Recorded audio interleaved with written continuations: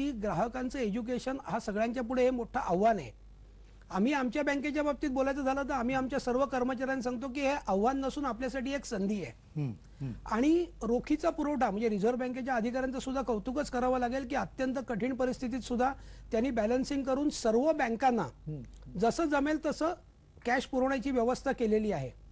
आता हे जे खात्यामधून पैसे काढण्यासाठी जी बंधनं आहेत, पण ती बंधनं असताना सुद्धा आम्ही ग्राहकांचं जे एज्युकेशन करतोय की तुमच्या खात्यामधले पैसे आहेत हे तुम्ही कधीही वापरू शकता. तर ही आता वापरण्याची माध्यमं काय, तर तुम्ही कोणालाही चेक देऊ शकता किंवा ECS ची इलेक्ट्रॉनिक क्लिअरिंग सिस्टीमच्या द्वारे ECS ची इन्स्ट्रक्शन देऊ शकता, NEFT किंवा RTGS नी फंड ट्रान्सफर करू शकता, मोबाईल बँकिंग मधनं फंड ट्रान्सफर करता येतात, इंटरनेट बँकिंग आहे. तसंच जे युनिफाईड पेमेंट इंटरफेस हे जे नॅशनल पेमेंट कॉर्पोरेशननी जे नवीन एक ऍप आणलेलं आहे हे अतिशय वापरायला सुलभ आहे. तर आम्ही ग्राहकांना नेहमी सांगतो की माझ्याकडे पैसे नाही असं म्हणूच नका. तुमच्याकडे जो मोबाईल आहे सगळे पैसे तुमच्या मोबाईलमध्ये आहेत, फक्त तुम्ही याचा वापर करायला शिका. आणि याचा जर तुम्ही वापर करायला शिकलात तर माझ्याकडे पैसे नाहीत किंवा बँकेत पैसे मिळत नाहीत ही जी मनातली भावना आहे ही दूर होईल आणि तुम्हाला एक प्रकारचा आत्मविश्वास येईल की मी कधीही कुठेही बसून कुठलेही व्यवहार करू शकतो आणि त्यासाठी मला रोख रक्कम असण्याची आवश्यकता नाही.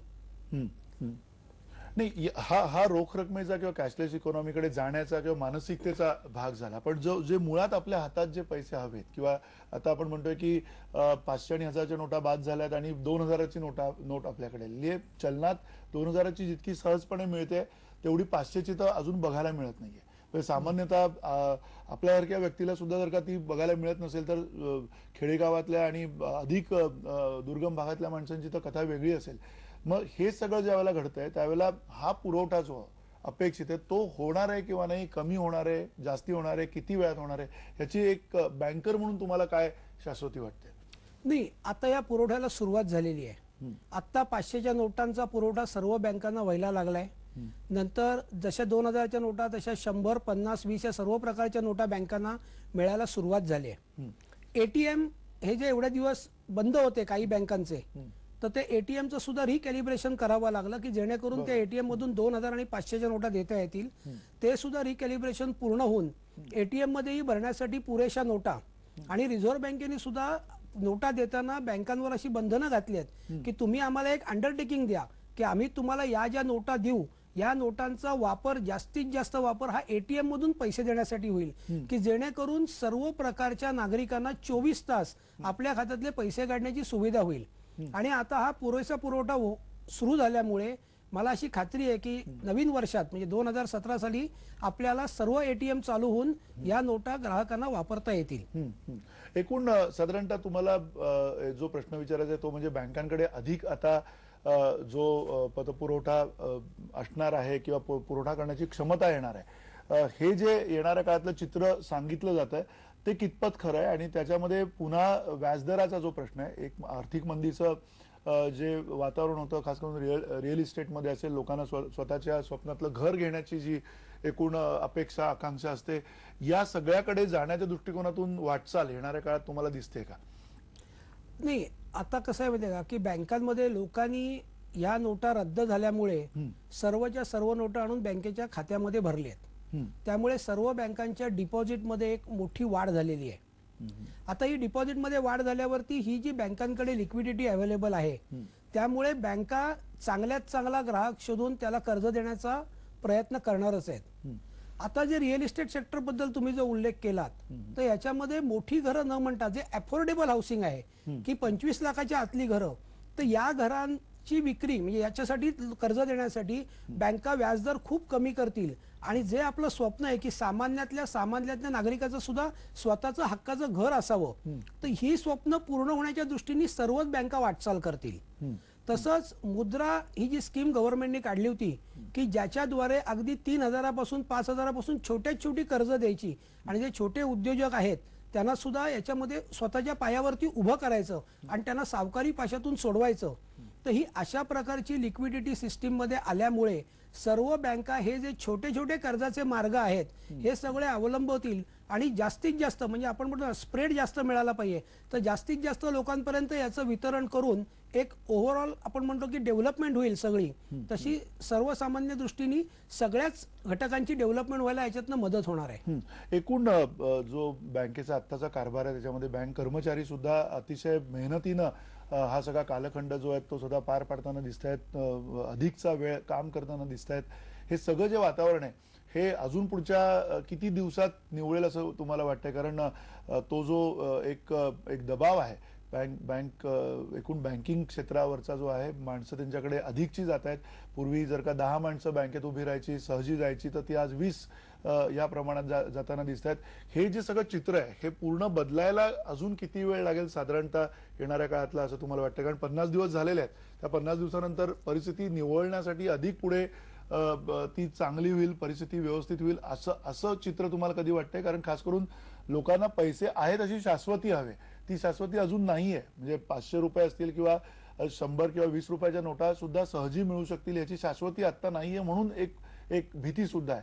ती भीती संपायला किती वेळ लागेल असं वाटतं? नाही, मला असं वाटतं की आता हे जसे 50 दिवस होत आले आहेत तसं शाखेमध्ये येऊन पैसे जे 500 आणि 1000च्या रद्द झालेल्या नोटा होत्या त्या डिपॉझिट करण्यासाठी जी गर्दी होती ती आता हळूहळू कमी व्हायला लागली आहे. नंतर नवीन नोटांचा होणारा पुरवठा जो आहे तो सुधारल्यामुळे हळूहळू येणाऱ्या प्रत्येक ग्राहकाला, आता कसं आहे, जेव्हा नोटांचा पुरवठा कमी होता तेव्हा बँकांनी सुद्धा त्याचं असं प्लॅनिंग केलं की आलेल्या प्रत्येक ग्राहकाला 2-2 हजार रुपये द्यायचे. म्हणजे आम्ही अक्षरशः लाईन लागली होती तर लाईन मध्ये जाऊन प्रत्येक माणसाला सांगितलं की सगळ्यांना पैसे मिळायला हवेत ना, तर तुम्ही सगळ्यांनी 2-2 हजार रुपये घ्या, पुन्हा पैसे आले की पुन्हा पैसे देऊ. पण आता हळूहळू हे जे लिमिट होतं 2000चं ते आम्ही स्वतः जे ठेवलं होतं ते आता कमी करून मोठ्या प्रमाणामध्ये कॅश उपलब्ध व्हायला लागल्यामुळे जे 24,000 आपण देऊ शकतो आठवड्याला त्या लिमिट पर्यंत बँका आता पैसे द्यायला सुरुवात करतायत. आणि नोटा डिपॉझिट करायला येणाऱ्यांची संख्या आता कमी व्हायला लागल्यामुळे एक प्रकारची गर्दी सुद्धा कमी झाली आहे आणि एटीएम सुरू झाले आहेत. डिजिटल बँकिंगचा चॅनलचा वापर वाढलाय आणि त्यामुळे पुन्हा एकदा सर्व स्थिती ही सुरळीत होईल लवकरच, येत्या 8 ते 10 दिवसात अशी आम्हाला खात्री आहे. अच्छा, एक अगदी शेवटचा प्रश्न आणखीन, की तुम्ही सहकार क्षेत्रातले आहात, सहकारी बँका, ग्रामीण सहकारी ज्या काही बँका ज्या आहेत, सगळ्या जिल्हा बँका आहेत, त्याच्यावरती आता जी एक संशयाची सुई अक्षरशः आहे, एक प्रकारची टांगती तलवार आहे त्यांच्या. एक म्हटलं जातं विरोधकांकडनं की सहकार संपवण्याची ही सगळी एकूण धोरणं आहेत. तुम्हाला याच्यावरती विश्वास वाटतो का की सहकार संपवण्याची सगळी धोरणं आहेत? नाही, कसं आहे माहिती आहे का की म्हणजे एक गमतीने असं म्हटलं जातं की आता लोक म्हणतात काय सगळं ठीक चाललंय ना, तर आम्ही म्हणतो की आमच्याबद्दल काही बातमी नाही आली म्हणजे ठीक चाललंय. कारण शेवटी जी एखादी गोष्ट असते की जी नियमाच्या विरुद्ध आहे त्या गोष्टीच प्रसारमाध्यमांना सुद्धा त्याची बातमी करावी लागते. आता एखाद्या ठिकाणी आता सहकार क्षेत्राबद्दल जे बोललं जात आहे हे थोडंसं मी माझं फ्रँक मत सांगतो की सहकार क्षेत्राबद्दल जे बोललं जात आहे हे बरोबर आहे, काही ठिकाणी झालं असेल, पण तसंच इतर प्रायव्हेट सेक्टर बँकांमध्ये, नॅशनलाइज बँकांमध्येही झालंय. पण तिथे जर झालं तर स्टाफ अकाउंटेबिलिटी असते आणि सहकार क्षेत्रात झालं तर अख्खा सेक्टर बदनाम होतो. सहकार क्षेत्राला एक प्रकारची रेप्युटेशन रिस्क आहे. पण सहकार क्षेत्राचा जो रीच आहे की जास्तीत जास्त ग्रामीण जनतेपर्यंत, तळागाळातल्या लोकांपर्यंत पोहोचणं, इतर लोकांची नुसती म्हणजे घोषणाच आहे, फायनान्शियल इन्क्लुजन असेल, स्टार्टअप असेल, स्टँडअप असेल, या सगळ्या नवीन नवीन संकल्पना आता आल्यात, पण सहकार क्षेत्र तिथपर्यंत पोहोचलंय. त्यामुळे सहकार क्षेत्राचं अस्तित्व हे कायमच राहणार आहे आणि लोकच सहकार क्षेत्राला उचलून धरणार आहेत. तुम्ही म्हणता लोक सहकार क्षेत्राला उचलून धरणार आहेत. ही सगळी परिस्थिती लवकरात लवकर निवळेल आणि जो पुरवठा, चलन पुरवठा जो व्हायला पाहिजे बँकांना तो येणाऱ्या काळात होईल याची आता आपण शाश्वती निश्चित बाळगू शकतो. पुढच्या 1-2 महिन्याच्या किंवा महिन्याभराच्या कालखंडामध्ये किमान 500ची नोट लोकांना साधारणतः बघायला मिळेल. जेव्हा जेव्हा अपेक्षित असेल त्यावेळेला असं चित्र होईल असं वाटतं तुम्हाला? नक्कीच.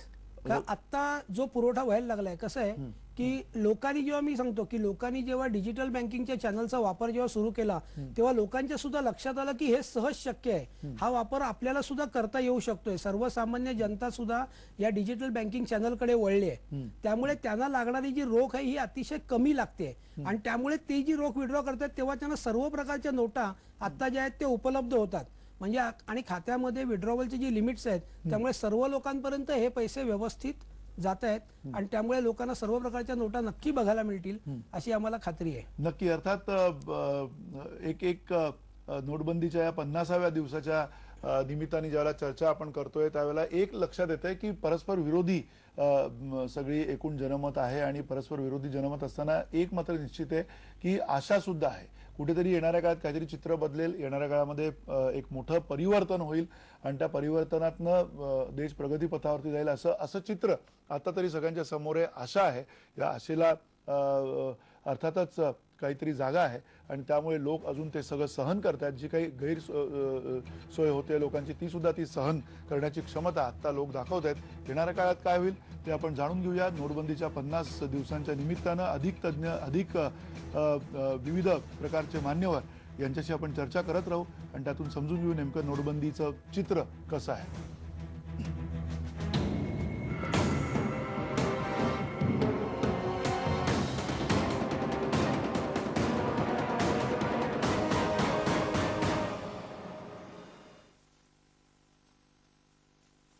जबड्यात घालुनी हात मोजितो दात जात ही मराठी.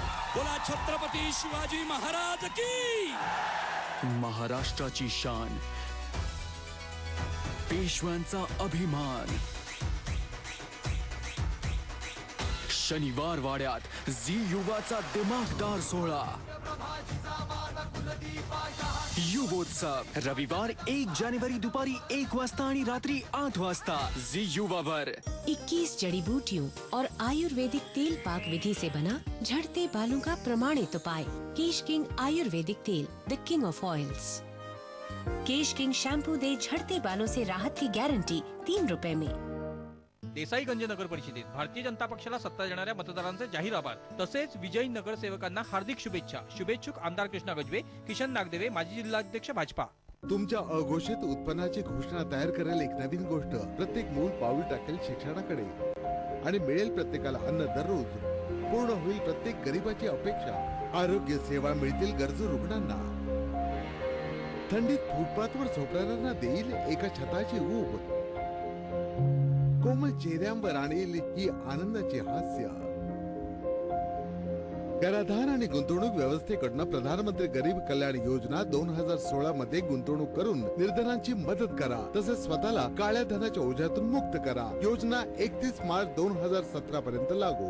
या योजनेमध्ये अघोषित उत्पन्नाच्या 25% अनिवार्य रूपाने 4 वर्षांसाठी विना व्याज जमा करावे लागतील. तसंच अघोषित उत्पन्नाच्या एकूण 49.90% कर सरचार्ज व दंड रूपामध्ये रक्कम भरावी लागेल. अधिक माहितीसाठी आयकर विभागाच्या www.incometaxindia.gov.in या वेबसाईटवर भेट द्या. आयकर विभागाद्वारे जनहितार्थ जारी. Let's dream a home. Let's hope a dream for a smarter world.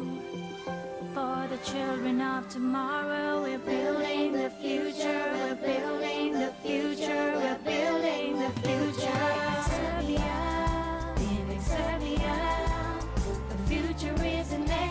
Exerbia, we are building the future for you. काळं हिट नवीन लाईमच्या सुगंधात. काळं हिट नवीन लाईमच्या सुगंधात.